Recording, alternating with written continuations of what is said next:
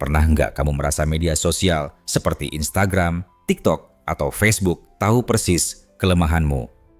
Bahkan sebelum kamu sadar sendiri, hari ini kita akan bongkar cara media sosial memanfaatkan kelemahan psikologismu untuk membuatmu terus scroll. Tapi sebelum itu, pernahkah kamu bertanya, kenapa setiap konten yang muncul selalu bikin kamu betah berlama-lama? Media sosial bukan sekadar tempat berbagi foto atau video. Lebih dari itu, ia adalah mesin prediksi perilaku manusia. Platform seperti Instagram, TikTok, dan YouTube menggunakan algoritma canggih yang mampu membaca pola kebiasaan, minat tersembunyi, bahkan emosi kamu. Algoritma ini bukan hanya menampilkan konten yang kamu suka, ia menciptakan pengalaman yang sulit kamu tinggalkan. Golden keyword pertama kita hari ini adalah algoritma prediktif. Ini adalah jantung dari bagaimana media sosial bekerja.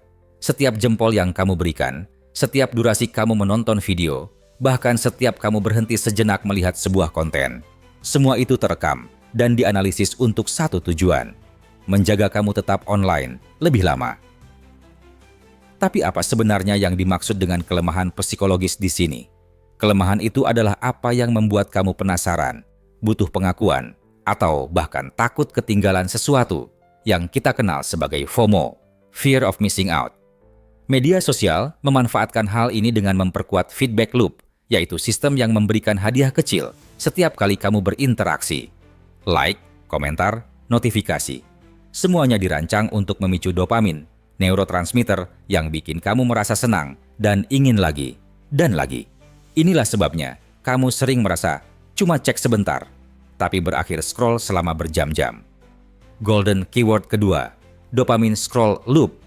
Ini bukan istilah dramatis belaka, tapi fenomena yang benar-benar dipelajari oleh psikolog dan desainer UX di perusahaan besar. Lebih dalam lagi, media sosial juga memanfaatkan data pribadi dan perilaku digital kamu untuk membuat prediksi yang sangat akurat tentang apa yang akan kamu lakukan selanjutnya. Kamu mungkin berpikir, cuma rekomendasi video biasa. Tetapi kenyataannya sistem ini melakukan profiling psikografis, menilai kepribadianmu berdasarkan likes, komentar, waktu aktivitas, dan preferensi konten. Profiling ini kemudian digunakan untuk menampilkan konten yang paling mungkin membuatmu terikat secara emosional. Golden keyword ketiga, psikografi digital. Pendekatan ini bukan sekadar menampilkan konten yang relevan.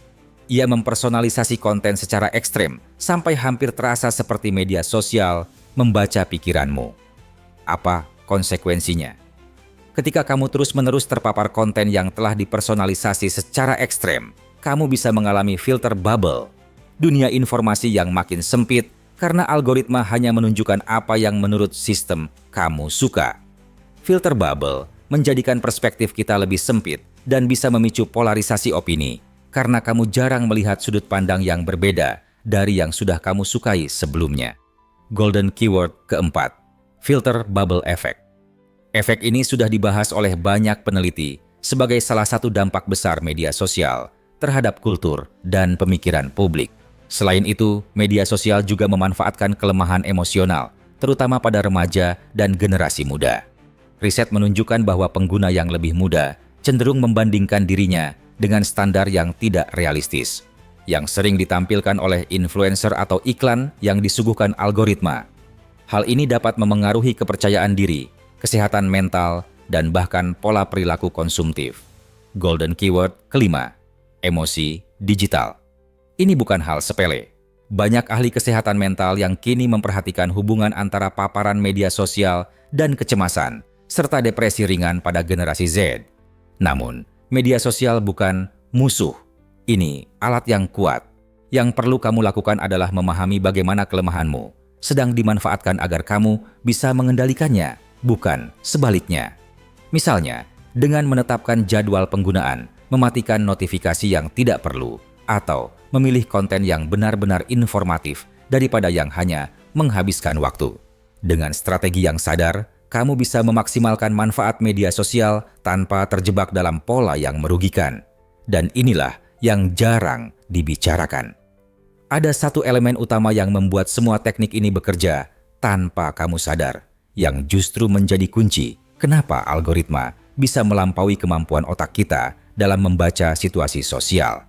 Ini bukan sekadar soal data, tapi bagaimana algoritma mempengaruhi keputusan kita setiap hari. Mau tahu rahasianya? Jangan kemana-mana, karena itu akan kita bahas pada video selanjutnya.